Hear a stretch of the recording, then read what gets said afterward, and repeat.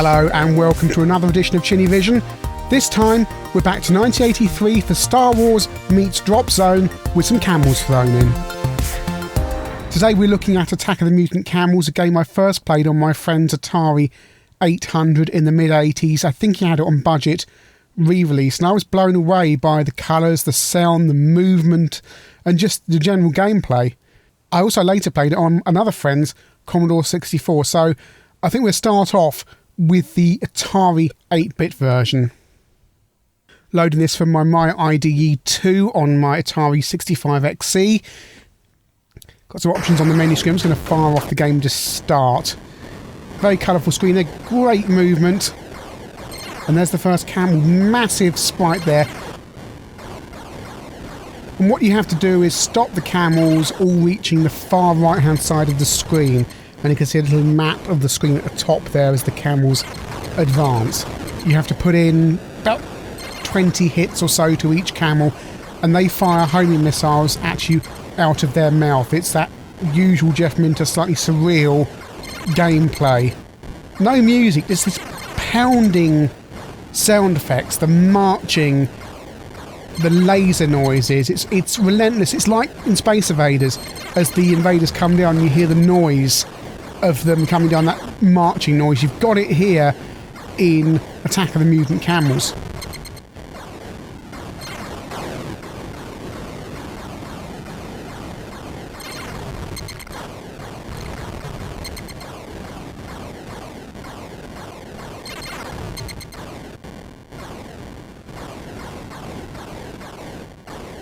And all the Atari's graphical capabilities being shown off, all these colours. And this is 1983, a Spectrum owner will be looking at this and going, is it possible to have so many colours on a computer? And here you are with all these different colours. I've been overrun. The camels have reached the far right hand side of the screen. But it's game over. Some random noises there. We can adjust the difficulty, so I'm going to turn it down just a little bit. So we got the not particularly useful difficulty settings there as you try and work out what Jeff means by real cool. Hopefully that means easy.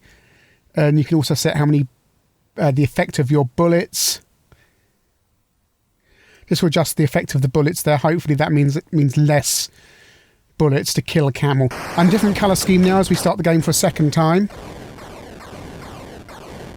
Really like this purple colour scheme actually. It looks really nice. And that gradient in the background, that's not something you'd see on any other 8-bit. You've got more colours on the background there than some 8-bits actually have themselves. There's 1, 2, 3, 4, 5, 6, 7, 8, 9 colours in that background.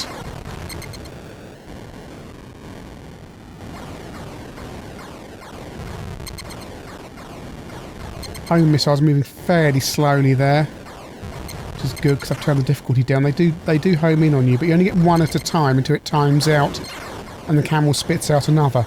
You can only shoot forwards from your craft. You can't drop bombs or anything on the camels. This one should be fair. They change colour as you get more hits on them. This one should be fairly ready to explode.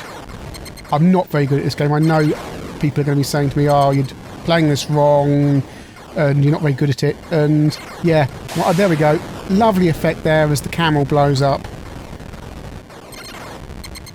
And do remember the mess on the right hand side of the screen there that you get on most Atari 8-bit games wouldn't have been visible on a CRT. It's just because we've got this, we're seeing on the capture the full screen, both left where you're missing some of the effects and then right we've got that kind of flickering, juddering characters there. And again, you wouldn't have seen those on a CRT.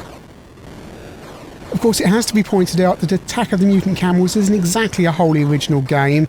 It is reminiscent of The Empire Strikes Back on the Atari 2600 for those of you who've seen it, but for the rest of us, it does remind you a little bit of Defender.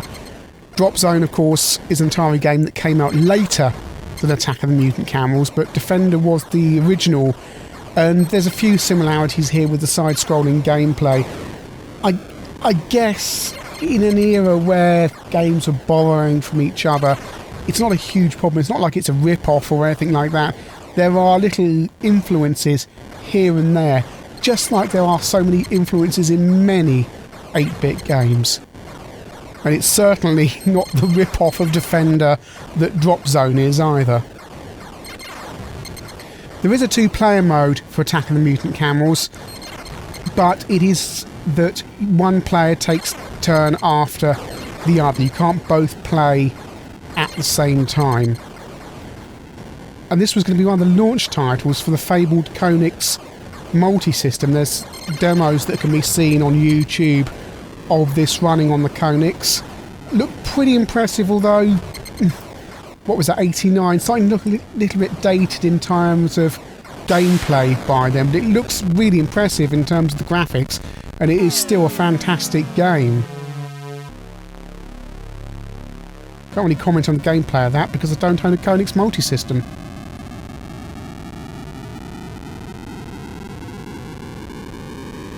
When you complete a level and you kill all the camels before they reach the right hand side of the screen, you go to hyperspace mode where you have to avoid the missiles in order to advance onto the next level. And then the next level is the same thing again, usually with different colour scheme and slightly more difficult camels to defeat. Jeff Minter also produced Attack of the Mutant Camels for the Commodore 64, sometimes known as AMC as it is here on the title screen on my C64C. Slightly different set of options here.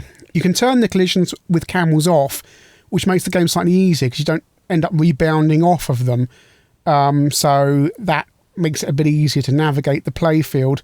You don't have as many difficulty levels, though, on the Commodore 64 to select from. So I'm going to turn collisions with camels on so we can see how this compares to the Atari version.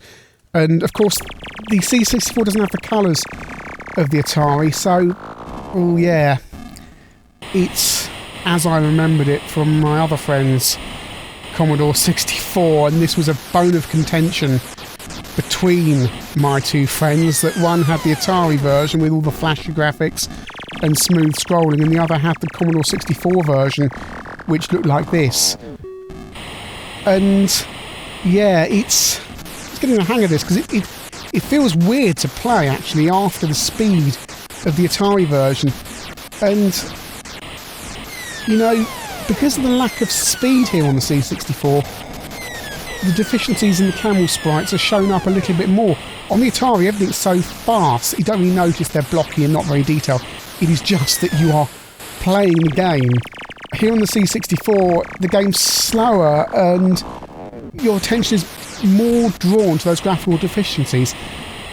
If it was a case of just graphical deficiencies and the game played as well as the Atari version, well, it wouldn't be a problem, but this is nowhere near as good.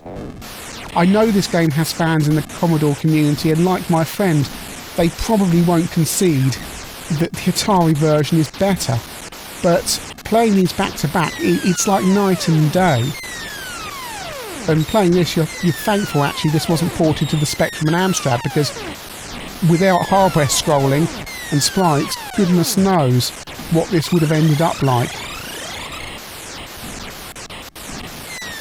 If this just existed on its own on the Commodore 64 without the Atari version, you'd probably think this is a fairly decent game, although not one of Jeff Minter's best on the system. However, because you've got the Atari version, and I've played them back to back, you know, you're going to opt for the Atari version every time. Well, Attack of the Mutant Camels, well, as I've said, the Atari version is head and shoulders above the Commodore 64 version. It's fast, it's smooth, it's graphically impressive, there's so many colours and it all ties together so well. On the Commodore 64 it's slightly slower and it's just not as fun. The Atari version is so fast and furious, it is an arcade game in your home. The Commodore 64 feels like a home conversion of an arcade game, whereas the Atari version is the real deal.